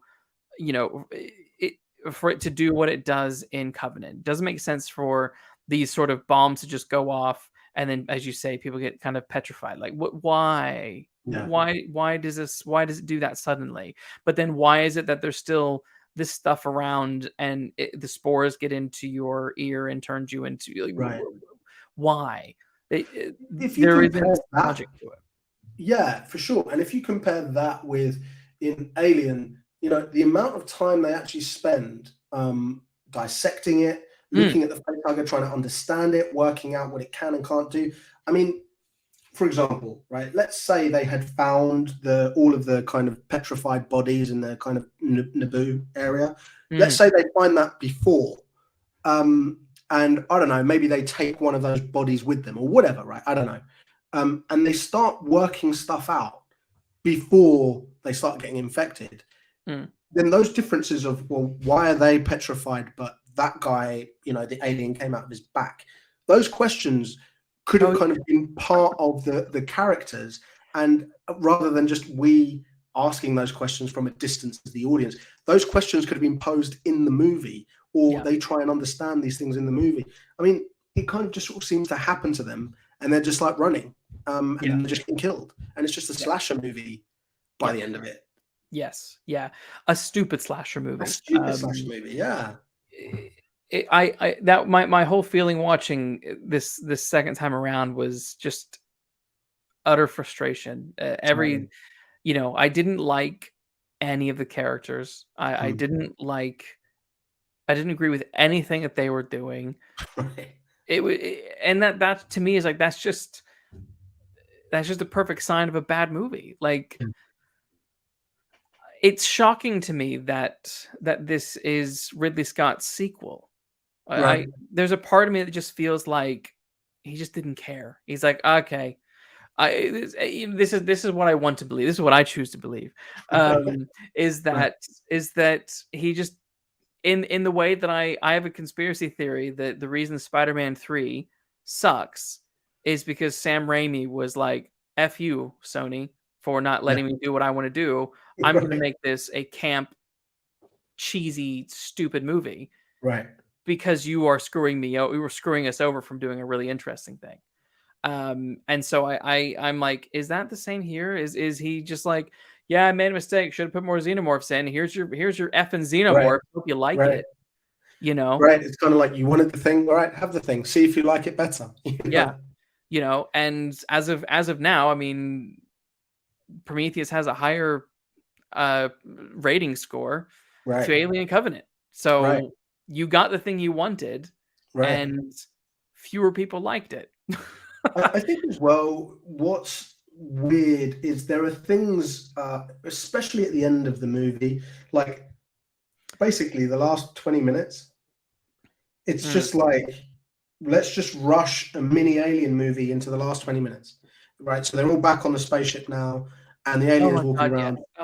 So it's like he's just compressed Alien 1 into the last like quarter of an hour, and you look at that, and you know, you kind of, he does this weird thing where, on the one hand, if you are going to make an Alien movie and it's not really that the aliens are kind of incidental in it, how do you manage to also like massively overexpose the alien at the end? Like, there are scenes of it just like walking around in the corridor, walking through doors and stuff. It's like, I don't want to see that, man. Like, it's like brightly lit. I can just see this guy walking through it. Now he just feels like a dude, you know, like a dude with a knife who wants to kill people. I don't know. It makes me think that that's so naff, because, you know, either he doesn't care, or he's like, all right, these final 20 minutes, that's what you wanted, that's what you're going to get, because I managed to get in my David movie before that. And I think, like, if you're simultaneously not giving a shit about the alien whilst at the same time showing us too much of the alien, like, I thought it was interesting, the kind of the shootout on top of the craft when they're going up, you know, when Danny McBride is driving it and the rest of it. Yeah. You know, parts of that looked really cool, where it's like headbutting the window and trying to get in. But I just thought, like, this is in broad daylight.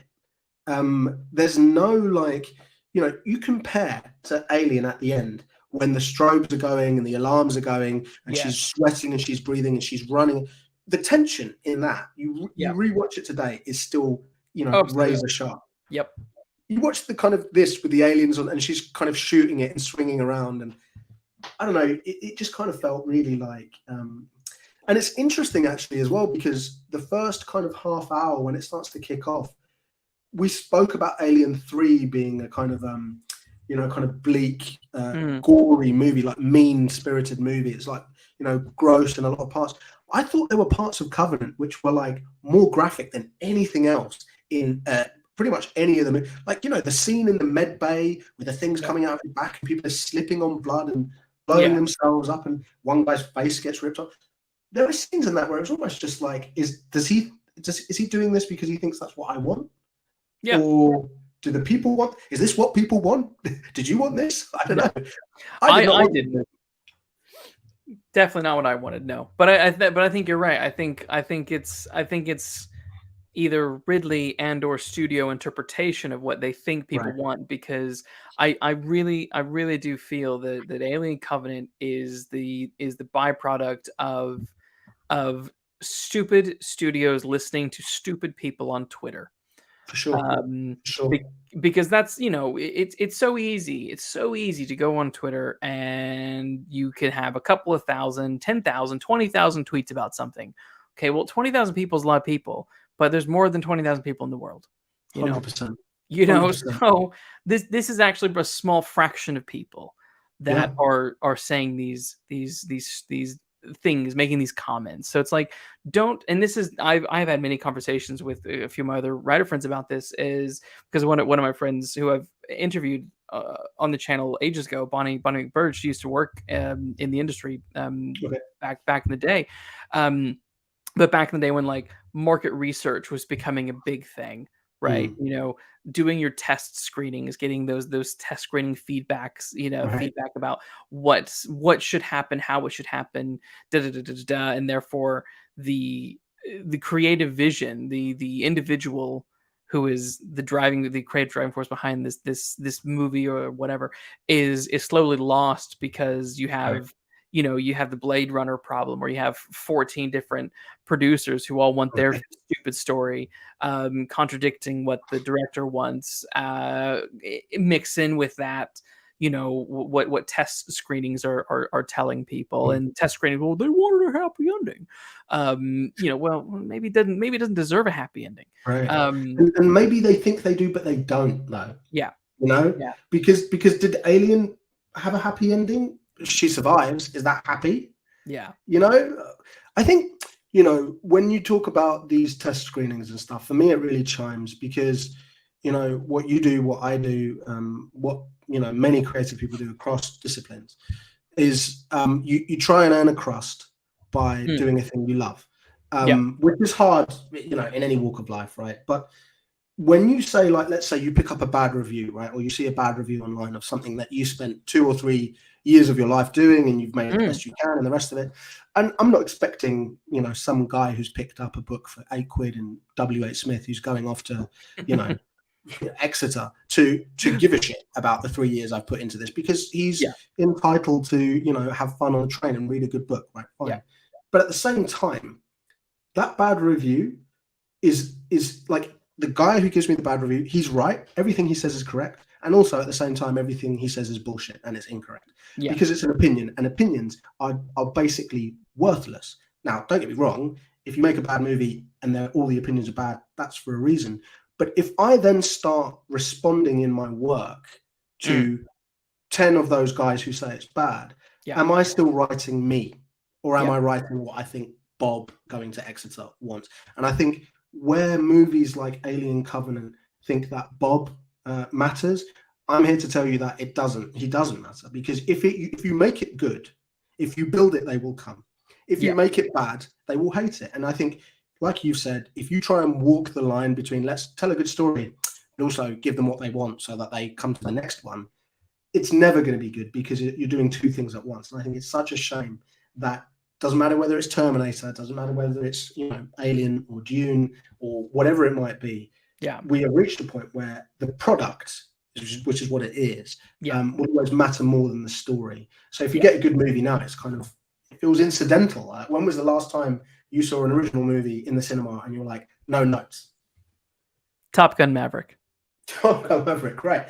And ironically, there, I bet you a lot of product of screen testing was done, and what they probably came out with was, the first one is perfect. Let's just do that again. Well, it's interesting. I won't turn this into a mini Top Gun Maverick review but I do love Top Gun Maverick. It is a, but I guess in terms of sequel, it's relevant. In terms of a solid sequel that builds on the franchise, but doesn't feel it reminds me of like Alien and Aliens. It reminds me of Terminator and Terminator 2, because it's a sequel that is doing something different. There are similar beats or similar things in there, but it's like, hey, we're progressing this character, we're progressing this storylines, we're going somewhere new, right? Somewhere different emotions, different feelings. There's differences there. And one, I think I would say Top Gun Maverick is better than Top Gun. Top Gun is fine. It's not that good. It's kind of boring at times. It's got a few good scenes. Basically spending the whole of the film just kind of hanging around, not knowing what they're doing. They're just kind of out of flight school, and then suddenly the last 5 minutes there's a mission. Okay, fine. But what Top Gun Maverick does is like, all right, here's what worked in Top Gun. Here's how we can make Top Gun 2 great. They have a mission. They are training for a mission. Okay, we're gonna throw in some emotional stuff. Goose is no longer. Goose is dead, obviously. Here's his son, and his mom's dead too. Tom Cruise has to deal with the fact that one of the pilots is going to be Goose's son, and how's that going to make him feel? Great, fantastic. Plus, yeah. So to me, it's like, that one to me is good, and I would like to know. I would be interested to know how much outside input went into Top Gun Maverick, as in like what the test screening situation was like for that, because there are certain films where I'm like, I get the impression that like this might not have had a lot. There's a strong enough creative force in the movie and behind the scenes that I'm like, I don't know how much that would really affect things. And I feel like some of the Tom Cruise movies seem kind of bulletproof in that sense. I mean, Mission Impossibles have been hit after hit ever since the fourth one. I mean, the last one, Fallout, was fantastic. Yeah. And I think he gives a shit. But he has big influence in the movie getting made in the first place, when it's getting made, and the rest of it. And I think that's interesting, because I do wonder how much of a say, like, I don't think he would have gone with a shitty sequel just for the sake of it. I don't think so either. Let that happen. And I think that's interesting, because a guy like that, like if it takes a Tom Cruise to make sure a sequel's good, then we're in trouble. Yes. Like if Ridley Scott has to do what Fox tells him because they're the ones putting the money on the table, which I know that's how it works, but it's interesting, because I think that the response to that film seemed to be, oh, it's good, nice surprise, right? Literally. Because we're so used to being served up garbage, which has got the same sticker that the thing we loved 20 years ago had, right? And I think actually you make a good point about the original Top Gun, where if you go back and watch a lot of these 80s classics in the cold light of day, you're like, actually, that's trash. So why do we love this so much? It's like if you've never seen Star Wars and you come back and you watch it as a 40-year-old, I imagine it's not going to pop the same way it did when you were a kid, right? But I think that, there's a question here to ask, which is, once Prometheus is a thing, once that's nailed down, does the studio say, all right, people, lots of people went to see it. Maybe that's just because they figured you were making another Alien movie, or maybe it's because they liked it, word of mouth got around, go off and make a new movie. Would it have been better for him to take that kind of, would it be better for him to have said, if you want me to make another one, it's only Prometheus 2? Or would it be better for him to say, not only am I going to compromise, but now I'm going to compromise even harder than I did in the first one? because in some ways this movie is more disappointing than like, you know, Alien versus Predator Requiem to me. You know, like, yeah, oh yes, because what hopes did we have for that? Just from the title alone, really, you know. And I think that's what's sad about having to like calibrate in 2022, having to calibrate your expectations for things you love as a cinema fan. Where, hey, they're making a new Blade Runner film, let's say, right? And already I'm clenching up because I'm like, oh God, right? yeah, There's no open mind. You remember what I said, like question one, when I went into Prometheus, I was completely open-minded. yeah. That just doesn't happen anymore. And I'm just like, what a No, sad thing. we've been burnt too many times. Too many times. Like, You know? the list is so long. Yes. And actually, that's why you raise a really good point with the Mission Impossible movies, because you actually go back and watch the first one, which weirdly I did the other day. Still great. Still great, man. Still great. Very different to where we've ended up 30 years down the track. Yes. Still a great movie. So it kind of starts off good, and you know, Mission Impossible 2 does a different thing. But broadly speaking, as a franchise, kind of an outlier in you can kind of pick up any one and have a good time with it in a way where if I watch Predator 1 versus like the Shane Black Predators, it's just night and day in a way where that's par for the course. Terminator Genesis versus Terminator 2, night and day. And that's where we are. I don't think they're able to ever get to Alien level or Terminator level because the system with which they got there in the first place is dead, basically. So that's a cheery, conclusion. Jerry's final thought: we're all fucked. It's true. It was true because it's kind of sort of related in terms of the theme of what you're saying. Is I saw a Variety article with Mindy Kaling from the Office, who played Kelly Kapoor, and she, in this interview, she was saying how The Office could not be made today. That people are too sensitive. What people are offended by is it's too vast. You know, at this, like the Office just couldn't be done because, you know, a lot of the stuff that was done in The Office, you know, she was saying was inappropriate and all that kind of stuff. And even Steve Carell, even if a couple of years ago, made similar comments, and he's like, you know, they're like, oh, do an Office reunion. He's like, I don't think that's ever going to happen. He's, you know, and there's this real sense of it. It's fascinating because it's a really short amount of time in which things have changed so drastically that something like The Office, which is barely 10 years old since it finished, barely finished 10 years ago, maybe like what, 2009? Did it finish 2009? So, okay, we're a little over 10 years, fine. But not that long ago. That's not that long ago, right? And we're now to a point where like a show that ended 9 years ago could not be made now because because there's so much control, so much safeguarding, so much, you know, it's like, so it's the fact that, you know, we're talking, you know, and I think Prometheus was one of the, like I said, one of those last few legacy sequels that got in before there was this big sort of adjustment, right?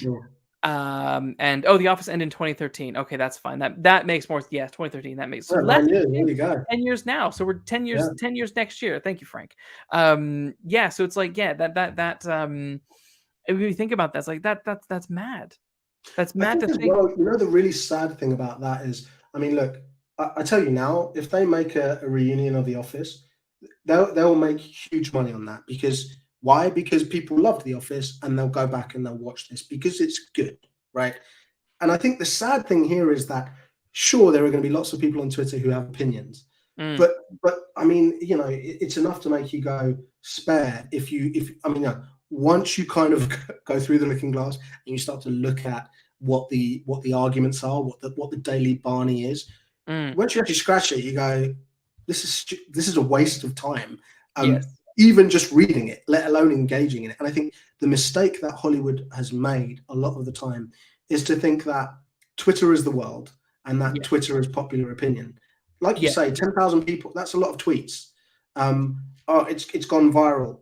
That is not representative of anything other than it's a slow news day, it's a Tuesday morning, somebody did a stupid thing, right? Yeah. I think if you were to make The Office tomorrow, the idea that it would automatically get cancelled, there will definitely be people on Twitter who say it's bad and cancel it and the rest of it. I'm not sure it's actually. I think it's their fear of a cancellation happening that makes the cancelling thing real versus an actual cancellation being. And I think it's kind of that Hollywood thing of, you know, if you build it, they will come. But in the inverse, you know. So I think they are not building it because they're so scared. Basically, I was talking about this the other day. There's a movie called Gymkhana. I think it's called Gymkhana or Gymkhana or something like that. It's the word gym, as in gymnast, and then like katana or karate or something. Oh, like right, that. okay. It's from the 80s, and it was like a gold medal winning gymnast, an American guy, and a movie executive comes up to him and is like, "Do you want to be in a movie?" And he's like, "Nah, man, I'm a medal winning gymnast. I'm not an actor. Don't worry about it. We'll invent a new form of kung fu where you just like do backflips like gymnastics style, and people will love it." Now, I mean, you know, I encourage people to just go on YouTube and just look at the trailer. He's just like doing backflips that make no sense. But that's a guy who's had an idea. Yeah. Oh, what about this massive Austrian? Put him in a movie. Hey, have you heard about nunchucks? Yeah, let's put them in a movie. Like, it's one guy who says, we're going to make a movie off of this. And then the fucking movie happens. Like, I'm not saying, because of course you get a lot of bad stuff that way too. But the idea that like the kind of pipeline between a crazy idea to a movie being made is a lot shorter than it is, as we know, it is today. And so I think what's happened is these guys who are like coked up, you know, driving their Lotus Elise around LA in the 80s and now hitting retirement age. And I think they're so afraid of not understanding the environment within which people consume media today that I think they start listening to what, like, I don't know, their teenage kid is telling them on Twitter or whatever it is. And I think ultimately the game hasn't changed. Make a good movie, people will love it. Yeah. Don't give people what they want because Twitter says so. Give people what they want by serving up good characters and good story, and then that will be what the people want. Yeah, as ever was. Yeah, I'm ranting now, but it's no, I agree. And I say, I think Top Gun Maverick is the perfect example of that. It's an example of like, this is just a damn good movie. This is, you know, everyone at the moment is talking about Avatar: Way of the Water being like, oh, it's the return to the movie, and I'm like, I'm not going to see Way of the Water. I'm not going to go sit for 3 hours and watch another Avatar film. It's 3 hours. Well, of course it is. Yeah, I don't know why I'm surprised. Of course it bloody is. Yeah. Yeah, I didn't like the first one. I'm not going to like this one. I'm not going to see it. Can we just talk about Avatar very quickly? Because I mentioned that because it's got the parallel of an alien director making another movie, which obviously is not set in the same universe as Alien, but there are like power loaders and military Sigourney Weaver and some other various kind of broad strokes. True. When were you aware of that? I mean, so you saw the first one. Did you see the first one? Yeah. Unfortunately. How much of it did you know going in? What do you mean? For Avatar, like how much? Like, did you have like? Were you like excited? Did you know stuff about it, or had you just I wasn't excited because I feel like I was returning to the 1950s to go see a drive-in movie with 3D glasses, and I'm like, if your gimmick is 3D, this is not a story for me. No, right. That was it. That's all I knew. With Avatar, I think in a weird way, I'm kind of, and maybe I'm riffing here, but there's a kind of weird parallel with Prometheus. Obviously, it's not in the same universe, so it's different, but it's like it's a large sci-fi franchise, and it's a director who has knocked it out the park in that field already. Yes. Yeah. And so when I turn up to that movie, and I'm like, all right, they look bad and they're massive and they're blue. And it's sort of like Fern Gully, but they're blue now, I guess. And by the time you get to the end, where it's just like the mean military guy in the power loader, and you've got, I can't remember his name, that he's in Terminator Salvation as well. The actor, I think he's Australian. Yes, that guy. Yes, he's just done a lot of things, and I've never really understood why. He, you know, by the time you get to the end, you're like, all right, so it's been 3 hours of this, and none of the preceding time has justified this shitty little climax for what is essentially a kids movie. And I think that's the thing that the parallel of like, if I'd known that going in, I wouldn't have seen it. But because it was James Cameron sort of at the helm of a massive sci-fi franchise, I was just like, well, Aliens was fucking great, so this is bound, and then it's not that. And I think sort of that's the weird thing with Hollywood now, where how many guys can say there's going to be 7 movies, like you said about how Ridley Scott was so sure that in 2 or 3 movies time, then you'll get the answer. How many directors can say by the 4th movie we'll answer the question? It's just a weird kind of I'm not sure there are lots of men and women in Hollywood who get to say, I want 4 movies in this franchise. No. I guess it helps when everybody goes to see it, though. Yeah, no, you're not going to get. I don't think you're gonna. We're not gonna. I would be surprised if we get a 3rd Avatar movie. Given how long, like 6 of them or something like that. He says 6, 7, 13, 14. I don't. He seems to have all sorts of Avatar ideas. But I'm skeptical. Although I was skeptical that we'd ever get a 2nd one. Then here we are. But yeah, no, Frank in the chat, Chief Brother Rules says that he was excited about Avatar, but it wore off quickly overnight. About the new one now coming out, probably the or original the old one? Oh yeah, I'm assuming the original, but you can correct me. Oh, and the guy's name is Sam Worthington. He's a British Australian actor. That's the yes, one. That's the one. He never landed for me as an actor either. I'm like I don't know what's. I didn't see the appeal at all. But speaking of Avatar, though, Zoe Saldana, who was in the first one, I think she's in the sequel as well. I do see there are glimmers of hope where there are some actors who I like Zoe Saldana, who are saying things like, I'm kind of fucking sick of doing franchise stuff. Totally.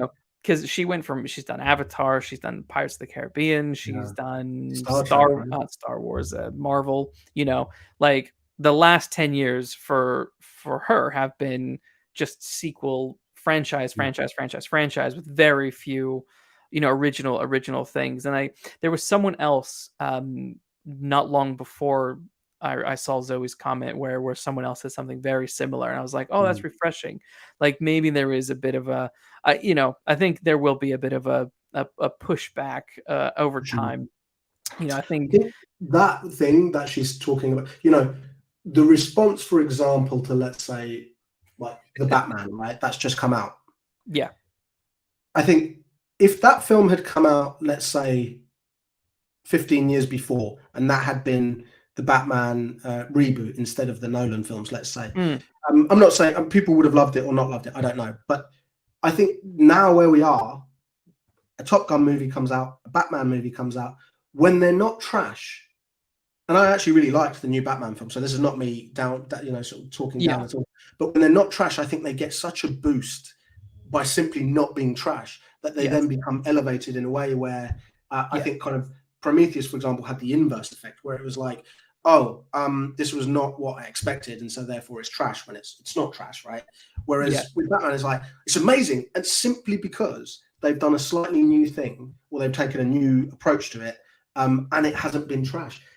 That's not rocket science, man. I mean, I'm not saying it's easy to do, but the concept of do a new thing and make it good, make it interesting, versus just kind of like get a new actor, get a new director, rehash the stuff that worked.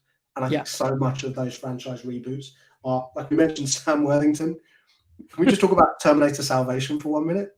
Like, sure. Sorry, it's just like, I'll see what I can remember. Yes, see if you can dig it out from. Directed by McG. Yeah. Where if you don't have the decency of a full name, then you've lost me. From like, have more than a letter, please. I just think like that's when you've got like ostensibly good actors, around the table, and you've got a good concept, which is this is the movie that fans wanted to see in the sense that it's set in the future, and it is like in that. Because for many Terminator films, that's been teased, right? Which is these little glimpses of the future war. And this is the movie saying, we're actually going to go there now. You're actually going to, kind of similar to the sense of, now we're going to go to the alien planet, which I think is what I assumed Prometheus was going to be. Yeah. And then you get there and you kind of go like, who signed off on this being like Transformers, and like there's like a little kid who's mute who likes, I don't know, man. I just think it's like, if you go into that thinking, if you watch Terminator Salvation, you compare it to like Michael Bay films happening at the same time. You're like, if this wasn't a Terminator film, if I didn't know this was a Terminator film, I wouldn't guess it for like 40 minutes of that movie. Yeah. And, so I think it didn't look it. It didn't feel it. It was. I remember because I went and saw it at the cinema with the friend at uni, and I just felt so grimy, and I was like, oh, and there was a part I was kind of excited. It's like, oh, we're gonna go see the future. We're gonna experience this side of the Terminator universe. And when I did, I was like, oh, I just want to go home. Right. Isn't it fun?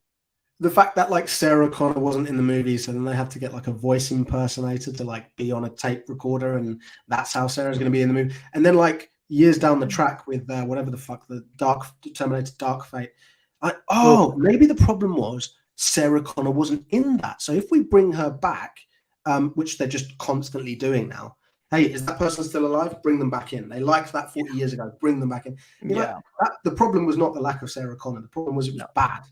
Like, that's the problem. Yeah. No, I completely agree. So there we are, man.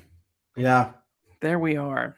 Alien franchise. What a topic. What a way to go on all sorts of tangents that one. So I guess it's kind of just summarize then. Yeah, I mean, Prometheus, I thought it was done a disservice. I think it would be interesting. I don't know if it could be made today, or if it was made today, if it would be if the response would be better. In hindsight, there's a lot of different ideas that that maybe could have improved it. Don't know, but all I will say is that Alien Covenant, the thing is, Prometheus got a sequel, and Alien Covenant didn't. Right. So an Alien Covenant gave the people what they wanted. So what did people really want? Was this just people whining online? They don't know what they want. That's what the point is. They don't know what they want. There was funnily enough, Barry, who I can see in the chat, I was talking to him the other day about Milos Forman, about endings. And he was talking about One Flew Over the Cuckoo's Nest. And basically, Milos Forman said that the audience will guess hypothesis A or hypothesis B for the ending, right? Either it will be a happy ending or a sad ending. The goal for you as a screenwriter is to write hypothesis C, and for it to be sad and happy, right? Yeah. And I think there's a lot of truth to that. I like that. I'm not sure that Hollywood is thinking about Milos Forman anymore. Good God, no. Good God, no. I mean, Hollywood, they're not thinking about much of anything. The last thing I'll say, this actually is an interesting glimpse into the intelligence, I think, of Hollywood individuals. There's a Variety interview that's just come out with Viola Davis and Jennifer Lawrence, who Jennifer Lawrence I do not find to be that good of an actor. I don't find boring. But in one of her comments in this interview, she says that when she was cast in Hunger Games, it's the first time that a woman was cast in a lead role in an action movie. That's literally what she says. And I first I saw the tweet and I was like, I got to read the article because I got to see if she's actually said that. And she actually said that.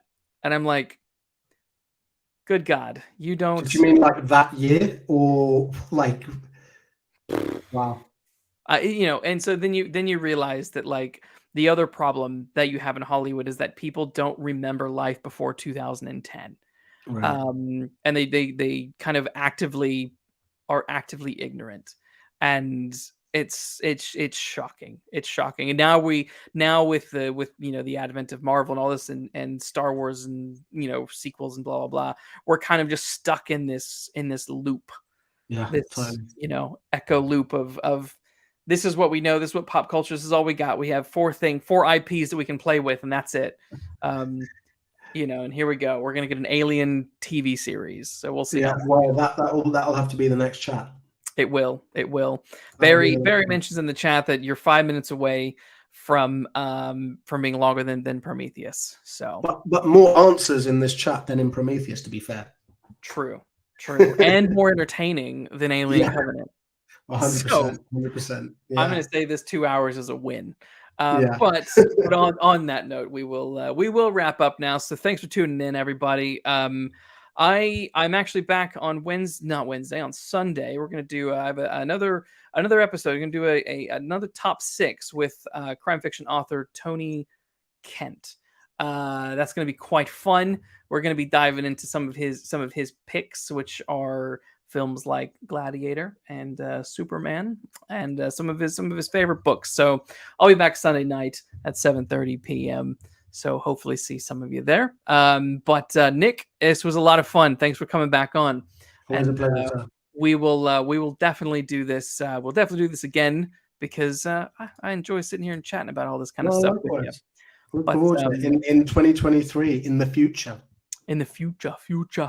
Yeah. I'm up for some more chats. But anyway, everyone in the chat, thanks for tuning in and with your questions, and we'll see you soon. We will see